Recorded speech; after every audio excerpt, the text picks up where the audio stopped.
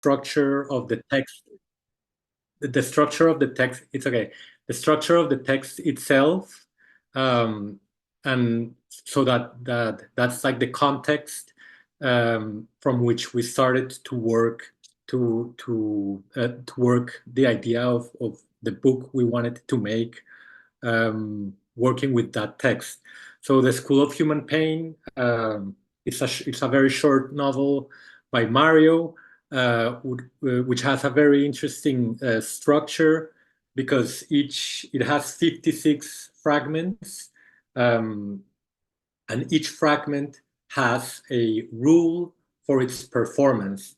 Because the School of Human Pain, which is the story the novel tells, is about a school where a pedagogue uh, tries to teach in small towns in Sichuan, in the region of Sichuan, towns that have been hit that have like a violent history.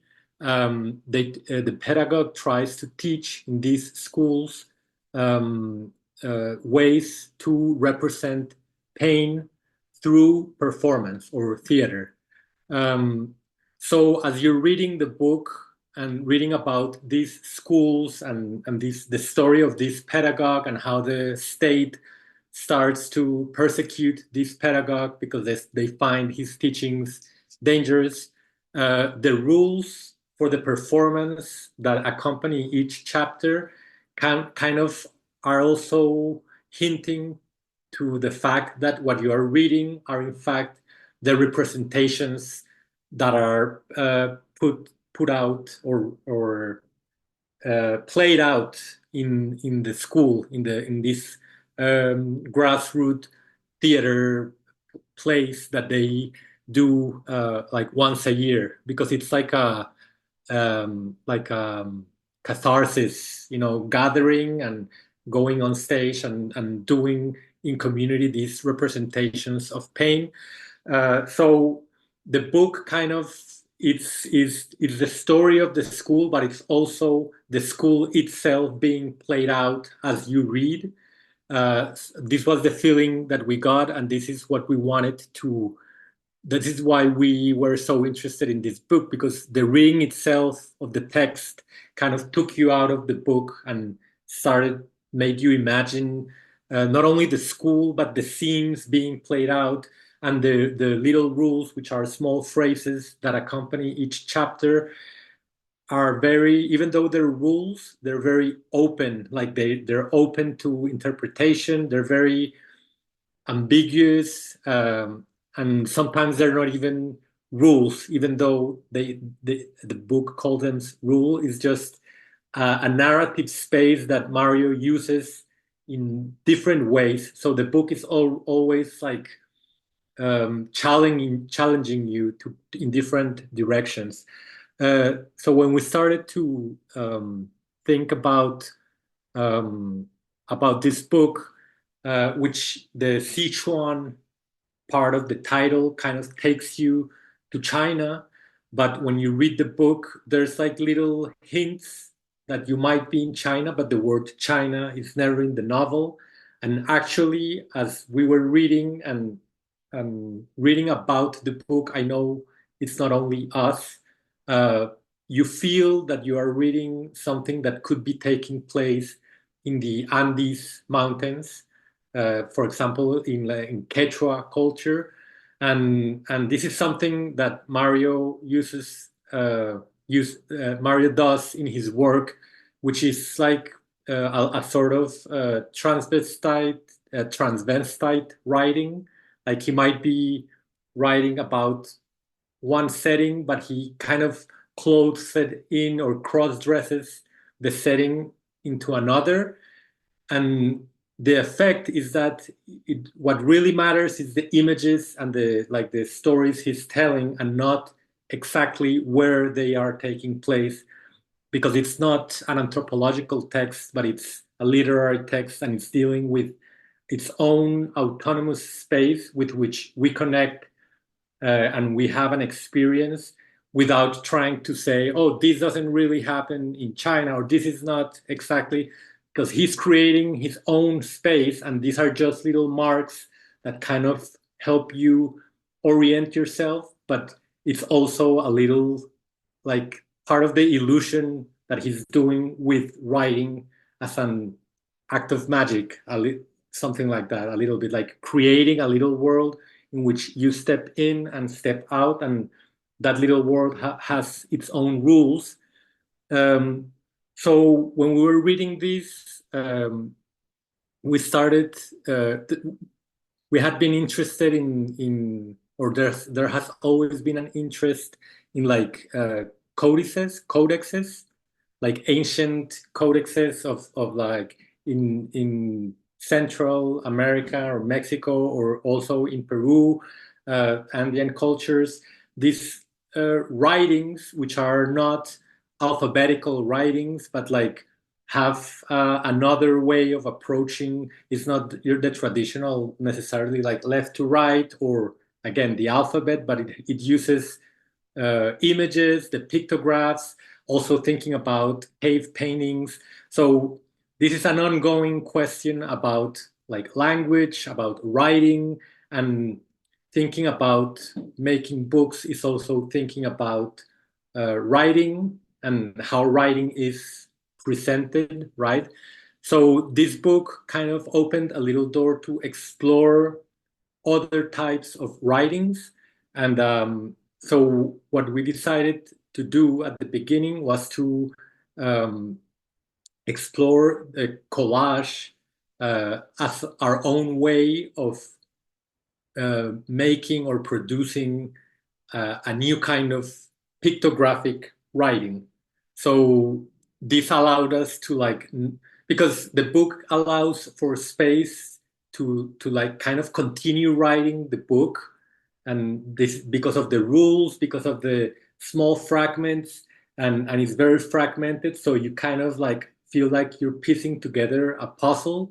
So collage was like a perfect medium to kind of build upon the text and continue with a fragmented structure and writing. And so collage was taking pieces from other mediums, which included like other projects we had worked on before, and like new material that was coming, visual material and stuff we found, books, old books, magazines, etc., etc.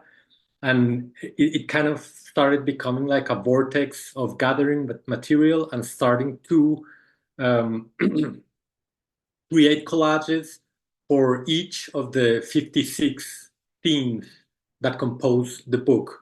So in a way, it's like we wanted to make a codex version of Mario's text, The School of Human Pain. And it was also because we also publish translations. I myself work as a translator, so translation is always an important question, something I'm always thinking about. Um, so it also became a way of approaching translation from another angle. And instead of translating from one language into my own, which is in this case is Spanish, from English to Spanish or from French to Spanish, the idea was to start with the language I know, which is Spanish, and translate it into a language I don't know, and which I will only discover through making it.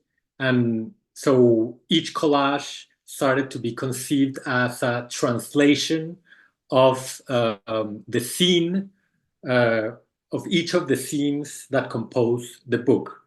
Um, so this process of translating the scenes into collage, um, here are I'm gonna these are some of like references that we looked at.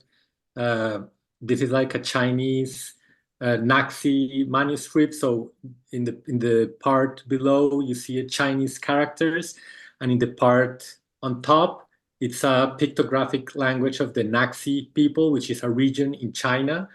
So the Chinese, like in the 7th century, found these pictographic manuscripts and translated them to Chinese. And this is kind of like an inspiration of what we want to do. Because even if I don't know Chinese or Naxi, this is very expressive. Like I can still feel and see something when I look at these images. This is a codex from the Toltecas in Mesoamerica, and so again here there's writings by the monks who try to translate these manuscripts. So in a way, we were also kind of connecting with a tradition of not only codexes, but translation, like trying to uh, pages where two languages are inhabiting and are trying to reflect upon each other. Um, so this is an example of the collages we started to make. Uh, and in the little black square that has a text on top, that is the rule. So each collage, we embedded the rule out of the 56 rules. So the idea was to make 56 of these, one corresponding to each rule, which corresponds to a scene. So we had 56 pieces, 56 rules, and now we were creating like another layer of 56 collage. But each collage, through a technique I learned from a friend, we also started practicing palimpsest. So I started photocopying the collage. So this is like how it looks when I made it, but this is like the pieces which how they ended up in the result or like the published book. It's black and white, also trying to convey the idea of like an X-ray, thinking about the ideas of pain and representation and how X-rays are something very technical, but at the same time, it's very supernatural. If you it's almost as if your skeleton is a ghost, which is a paradox, but at the same time, you're looking at light that goes through your body. So all of these ideas, I'm kind of thinking about them now. They were not obviously like very present at the moment, but I think it's what was like boiling underneath while we were making this. Um, and here is an example of the palimpsest. So you can see that the little black square where the rule is written is different in each one, and they look similar, but there's some variations because for each iteration, I pasted something new and then photocopied it and then pasted something new and then photocopied it. And these are the originals, which are in color, but then there were the black and white copies, which we then ended up printing on a semi-transparent paper, which we will show later, to kind of, again, the idea of the X-ray that you can look through it, and also because the black and white kind of gave it this, maybe the word is primitive or like something more. It kind of made just one layer, because the many layers and colors, when you put it in black and white, it kind of just splashes it into just one uniform piece. It kind of coalesces everything together. Um, so that was the like inwards process of like, okay, we're trying to do a codex. We're working with collage as translation, collage as another way or another layer that we can work with, and taking the text and keep writing it, but in another language. And then as we were in that process, which was very inwards, like just working with the materials and reading and doing collage, we started thinking about the fact that this book is by nature public, because the idea of the school is always a gathering of people. The idea of theater is also mostly always a gathering of people, not only the actors, actresses, or the people involved in doing our representation, but also the audience that is part of any theatrical or performance representations.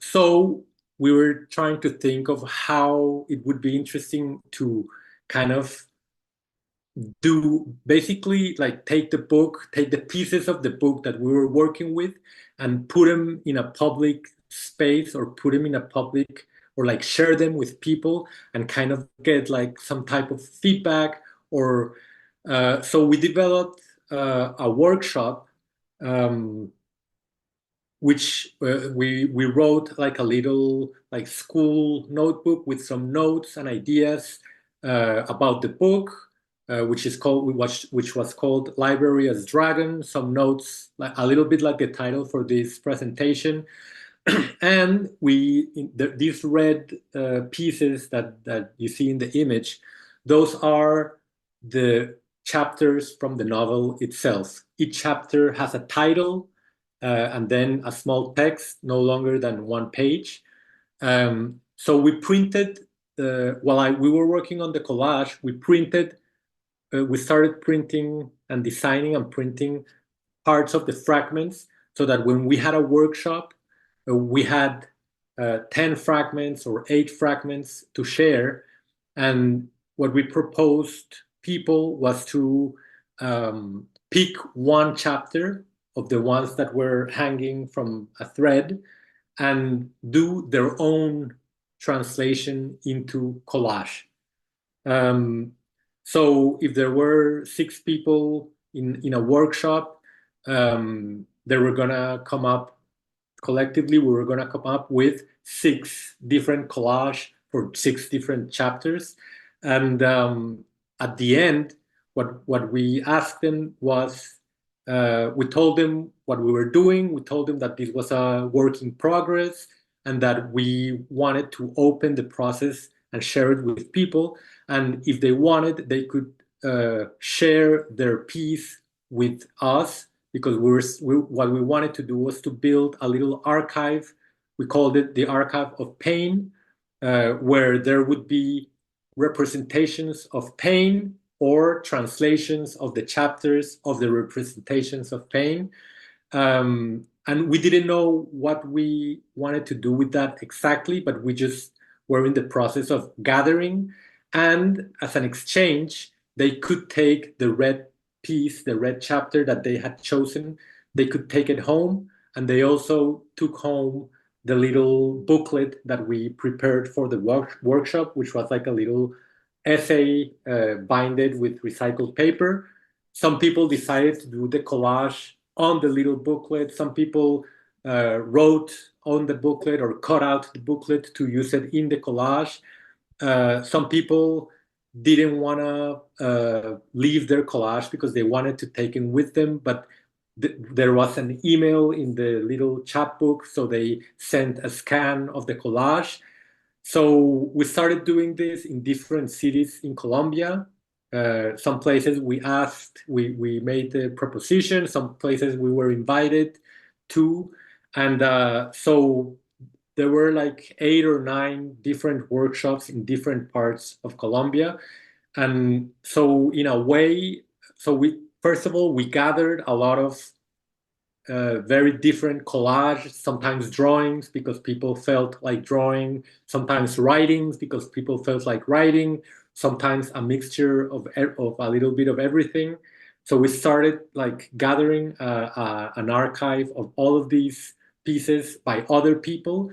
And at the same time, we discovered that with each workshop, we were already publishing the book before the book technically existed because there were already chapters of the book that people were taking home. And the fragmented nature of the book kind of made sense that people just had like one fragment, just as if this was like an ancient codex. And when you find ancient ruins or whatever, you always find fragments, and you need to imagine what that fragment is attached to, right? Like if you find a bone, you say, okay, this might be a wolf's bone or a human bone, and maybe this was this a kid, was this a like my imagination starts working. So fragmenting the text and having the text not bound, but like displayed in where you could just pick one fragment and people being able to take one fragment home and just working with that fragment was like, in a way, I could say an experiment. We were always learning and like, oh, this is what we're doing. Oh, this is another way of publishing and sharing a book that is in progress, but we don't have to wait till the end to kind of share it, but we're already sharing it Gracias, lleno and de we're corriente. having, ¿cómo?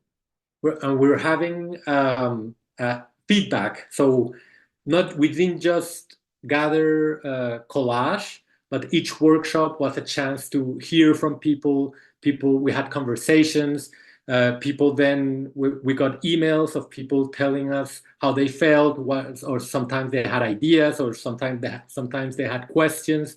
So there was a correspondence that started to grow, conversations. So the workshops became like this big snowball that started growing and growing. And as we published fragments molecularly, we also started gathering material. And as I was working on the collage for the rules, I took that same material I was using to those workshops, which people used to make their own collage. And sometimes people brought new material to make collage, and they said, "Oh, you can keep that because we like what you're doing. You can keep this material." So I went back home with new material for collage. So it kind of just started doing this big boiling soup with a lot of different ingredients. Um, and in the process, and I'll let Monica speak about this, that while we were doing the workshops in Colombia, Monica, she lives in New Orleans, and so we collaborate and we work at a distance. We were talking about uh, the book process. So I'll let Moni take it from here. Eh, eh, yeah, my experience with all of this, because I have been, or like we have been working remotely for a long time. So Nico is right now in San Francisco and I'm in New Orleans, but Nico was before in Colombia. Okay. And like a lot of the publications that we have worked on have been like in this remote collaboration. And with this project, we will keep talking about ideas of how to make this book. And as Nico said before, like we started thinking about the codex, we started thinking about maybe making all these codex to do the translation of the text. But at the end, like and we we were talking also all the time while all of this was happening, like all of these workshops, and how people got excited about the process and will start inviting Nico to have the workshop in different places. And it kind of like what Nico said, like the publication started to happen without like us like getting to the point of having the publication. So to me and to both of us, like in our conversations, we realized that the publication was already there, and that maybe what we needed to do was to make something that could kind of like show or talk about this process, or something that could be like a content container of all this process. So that's when we started thinking about the toolbox. We started talking about how maybe the publication is a tool that people can use to replicate this experience. So that's how we started to think about the publication, and that is basically how it ended up being what it is, that we are going to show you also some of the pictures of how the publication ended up materializing. And yeah. Mm-hmm. So to continue with that, what Moni just said. So we also realized that, for example, here I'm showing a picture of one of the workshops. In the background, what is pasted up there are the 56 rules with each of the collages that we made, and then people in the table are doing their collage for the scenes, right? So we have the rules and we have the scenes. So sometimes we put up the rules, sometimes we didn't. Not every workshop was the same because it was always a discovery, like, oh, maybe in this next one we should try this or we should try that. Maybe we shouldn't have the rules in this one and just the scenes, or maybe. So it was always like going and feeling what can make it better. But we also discovered that through collage and like sharing the book with people and having people do collage and respond to the text. The reason that we pasted it on the wall or that they were hanging on threads was also a way to invite people to gather around a book or a text or that in between that we were doing, because it's yet not yet a book, it's the text, but it's technically little objects, little molecules or particles of the book. But it was another way of gathering around a book and reading. So people standing up and looking at the fragments and reading them and choosing just one, but maybe reading a couple or approaching the wall. And so again, the cave metaphor, like reading from the walls or reading pictographs. So having the book fragmented, which is what ended up happening in the end, with what Moni said as a container and also a kind of toolbox, not to replicate the experience, but also to have a different reading experience. So having the book not bound, but like in folders, which is what we ended up doing. A folder for the rules and their collage, a folder for the scenes, etc. What we imagine is people, like, you can have an individual experience with the book box that we created, but you could also have a communal experience of like, okay, we're 3 or 4 people, and so we can each take a couple of chapters, take them out of the folder, and you're going to read these 3 and you're going to read these 3, but then there are rules. So it's almost like a little board game, but it's a novel, right? It's just a way to get into a story through different fragments and different elements that the box that we created is offering. These are some of the collages that 3 of many that came out of the workshops. It was very difficult. We had a lot, like I think almost 100 or something. I don't remember the number. What we ended up doing was kind of doing a curation, not in terms of like the best or the worst or whatever, but just we wanted to build a piece that was just one big piece, a collage made of collage that would kind of precisely following the idea of the gathering, so a gathering of collage. So the curation was made more like, again, like building a puzzle without knowing what the puzzle was in the end, but trying to figure out just by looking at the pieces and saying these 2 work together here, we can add here. So it was a process of looking at all the pieces and trying to build one piece. Uh, so this is the piece that gathers a lot of the collage that were done in the workshops. Again, they were originally in color, but we also made the treatment of the black and white photocopy so that they could kind of blend in. And so in this piece, which is I don't know the size, but it's kind of like a big poster that you can fold.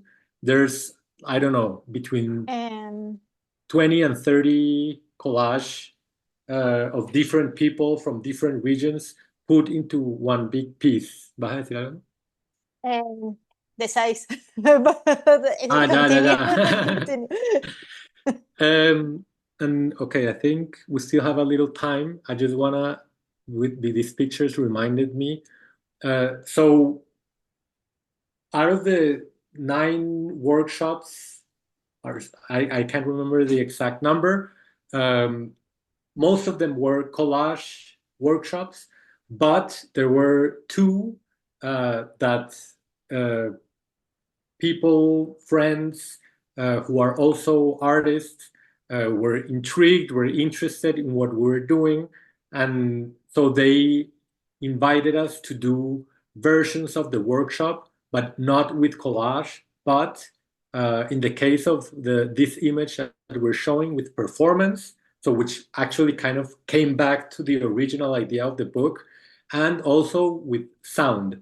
So this picture, it was a collaboration with Monica Restrepo, who's a performance artist from Cali. And so we worked together in this workshop, but she kind of led it because it was like her domain. So we pasted the rules on the wall. She made this square on the floor with tape. And so everything that went inside that square was where the performance was going to happen. So you could only be within that space if you were going to do something. So we just walked around the square, and we worked with some of her performance students, which kind of already knew what the game was about, but we then came people who attended the workshop not knowing exactly what we were going to do. We only announced it as the School of Human Pain, a performance workshop. And the performance students started reading. They read one rule aloud, and then they went into the square and made an action, a performance, something. Sometimes they invited people in, like, I need you, please come in. And then the people who attended the workshop started catching on the idea, and they read a rule, went into the square, and made an action or a performance relating to that rule. So this was very amazing because without reading the actual novel, but just the rules, people came up with their own themes and their own actions, and everything that happened within the square, it kind of was like an invisible palimpsest because the performance ends, the people steps out, and the square is empty, and then someone comes in, does a new action, steps out, and the square is always empty. But you can imagine that there is like some sort of invisible palimpsest of actions that are occurring in front of these x-rays, rules, pictographs, or whatever you want to call them. And the effect was like as if that screen of collages, black and white x-rays on the wall, was kind of projecting the actions on the empty square on the floor. So this, again, and there's no way to incorporate this into the book object, but again, what we found was that the process sometimes is what matters, and if it doesn't make it to the end result, what's important is what we learned and what we lived in those spaces, in those collaborations. Uh, I'm not a performance artist, but I feel lucky to have worked with someone who knows about it and was interested enough to like invite us to do something and use those materials, because that's the main idea. Like, let's use these materials to do something different, something that we hadn't planned, but someone else is like, oh, I think we could use these materials to do performance. And another instance was another friend who is into like sound and radio, and this was with a class, university in Cali, a class on sound performance. So people were doing like sound translations of the scenes. So they had to produce like sound pieces uh, based on the different fragments of the novel. So it was, again, another dimension that opened up and had nothing to do with the book, but it was because of the book, or because of the materials of the book, that it was kind of using the book to get out of the book, something like that. Um, and these are just, so this is the pieces of the book. So in the left it's the box, and inside the box you have two black folders: reglas, the rules with the black and white collage; the scenes, which are the red pieces where the scenes or chapters of the novels are printed. So 56 pieces in one folder, 56 pieces in the second folder. Then the one in the that says archivo, archive, that is the communal piece, the collage made of collage, and it has a little introduction text. It has the names of most of the people that participated in the workshops, and you fold it out, and it becomes the piece that we saw earlier, which is this big piece. This is, and we also included some single pieces that were produced during the workshops. This is the folder with the collage. This is the folder with the scenes, the actual scenes. And I'm here, I'm done because I know we're short of time.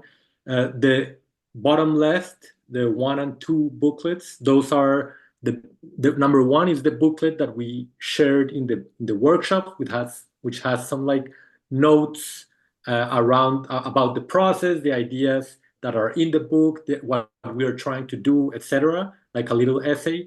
And number 2 was written after the whole process, and it has 3 like stories of weird experiences that happened during the process, people we met with incredible and sometimes terrifying stories, because working with the book, that kind of attracted uh, uh, stories and people who wanted to share their stories. So we heard a lot of stories and a lot of experiences. So it's kind of a condensation of 3 very particular stories that are kind of in the School of Human Pain universe, and that happened in real life, but also in this fiction of the school that we kind of created in the process of making the book. And with that, I'll end. The process of the book was a little bit like the construction of the school, and the workshops were also like our version of the School of Human Pain. Thank you both so much for talking through this ambitious project. There is time for a question or comments. So if you have a question or comment, either unmute and ask that, or put it in the chat and I will ask it so everyone can hear. So please get your questions in. While everyone's thinking about questions, I can start off with a question. You guys talked about, some of how the workshops like led to sort of ongoing correspondence and people having feedback and comments. Was there anything like particularly like surprising or impactful that came out of some of those correspondences? Do you mean for like the book itself, or in general? Both. Like Well, something that stuck with you, maybe. Yeah. yeah, well, I mean, in general, I would say that there were always, again, people that connected in a very profound way, sometimes more than what I would have expected, because I was like, oh, it's a work of fiction, these are chapters, but people kind of like found themselves in the chapter they chose. So it's like, oh, I chose this because my grandfather was in the war. And so again, even as we were making the collage, sometimes there's a lot of silence, like a very beautiful silence. But sometimes there was also conversation, like someone, oh, this fragment, like wanting to share. So it also became like a sharing space, and which led to a lot of stories. But it would take me a long time to kind of detail. But there was a lot and a lot, and with that, I would also want to say that there's like a whole dimension of the project that it's impossible to put into the book, which is again all this like the aural dimension of the process and the sound. I mean, like the conversations, the experiences shared, and again there were very quickly there were many instances again of like I almost felt like uh, characters or people who approached me, it was almost as if they were coming out of Mario's book, like it's something Mario could have written.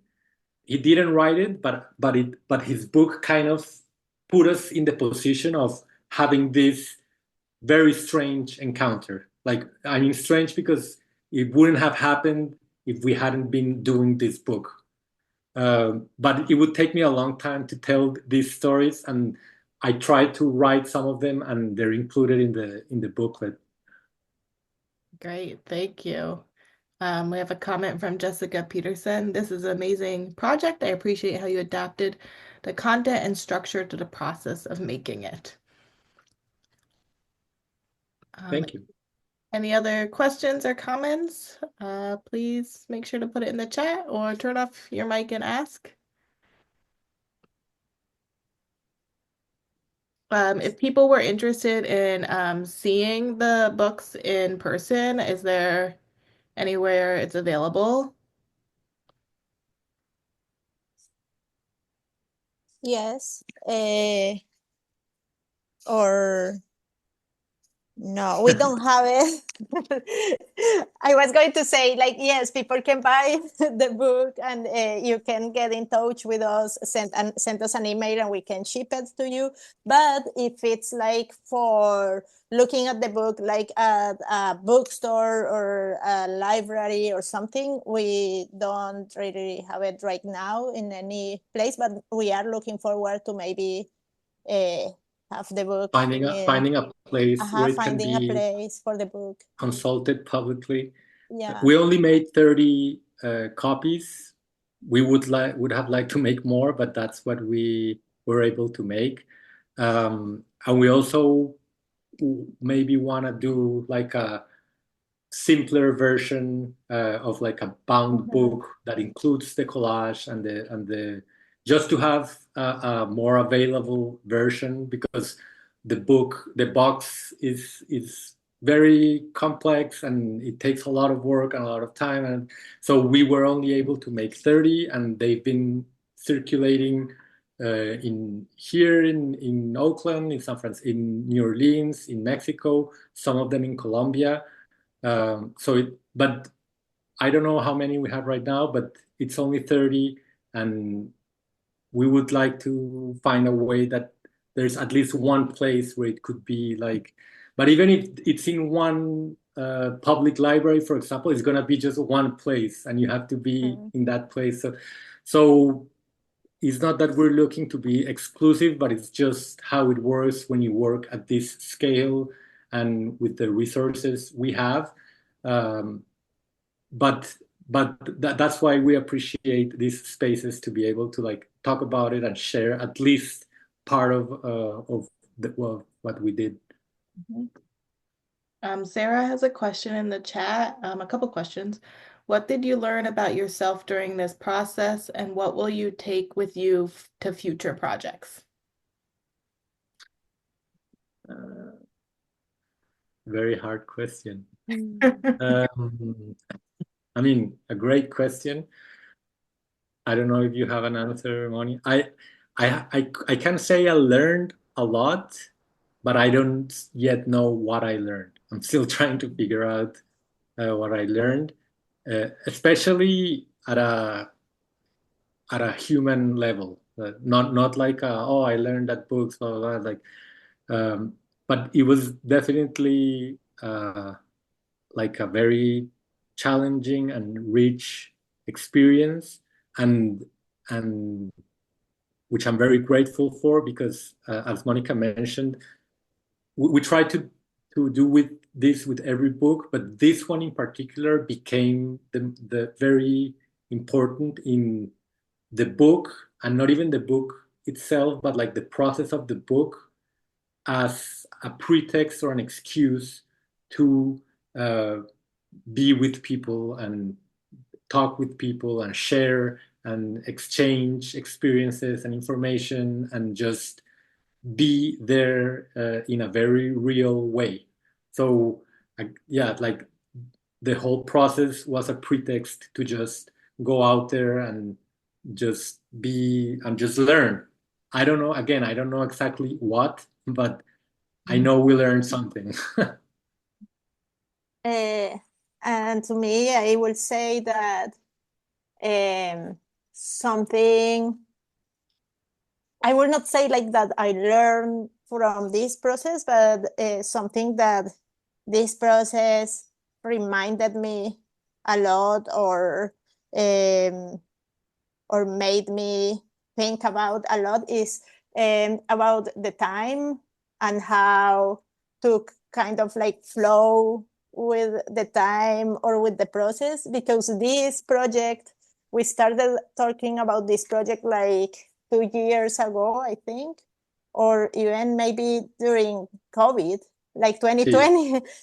We started talking about this in 2020, and then like something very valuous to me was how to keep kind of that fire going, like by conversations, by like keeping track, keeping like being connected with the other person, and be patient, and also be open to receive what is happening out there and how things start shaping and accepted and kind of like included into what you're doing, not being like static in the ideas, that I think it's something that like this is the ultimate experience of like this concept. Yeah.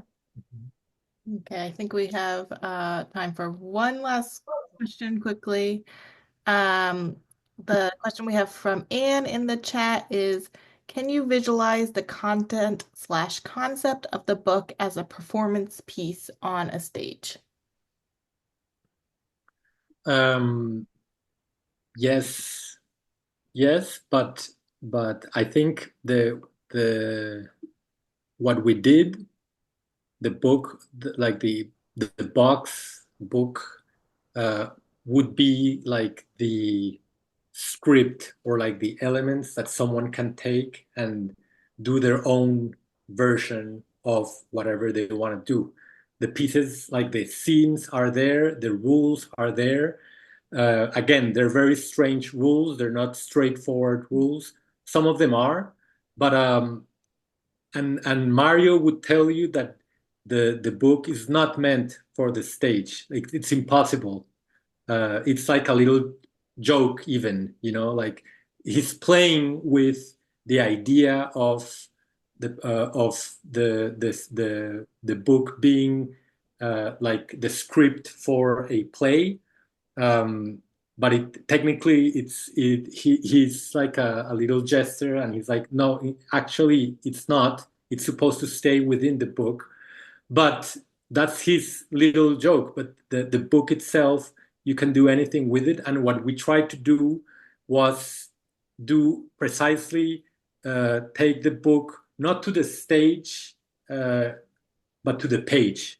So the page as stage, and the collage and the workshops as a way. So, I think to answer to that question, I would say that our version of the stage performance of the book were the workshops. So they were not in a theater, but they were just in a space where people came and we had some materials and people performed their own representation of pain, cutting and pasting and talking and with pieces hanging. So that was like the el decorado. I don't know how to the art, the decor. I don't know how to say it in English, but whatever is like the backstage background. So it was like a space that we prepared where something was going to happen. So that was our version of the performance using these materials, and we hope that the box is again like a starting point so that people can do different stuff with it and not because the nature of the text goes in that direction, and we hope that the nature of the book we made also leaves the space for creation and not like passive reading but active. Like our reading of the book produced all of this experience and produced this version of the book. So this is like our reading, but we encourage people to do their own reading with those same materials. Thank you. Okay, well, thank you both so much for talking us through this project. You're getting some great feedback and comments in the chat. Our next book art series will be in April. I have not finalized scheduling it, but it will be at the end of the month. So please look out for that information for the April book art series. And then also CBAA's conference will be in June. Early bird registration for the conference ends April 1st. So if you want to come, it'll be a lot of fun and haven't registered, please make sure to do so if you want the early bird discount by April 1st. And thank you all for joining us so much. We will post this talk on our YouTube channel. And thank you so much, Monica and Erasmo, for talking us and spending time with us tonight. Thank Thank you. you. Yeah. Thank you, Everyone. everyone. Bye. Have a good day. Good night. Thank you.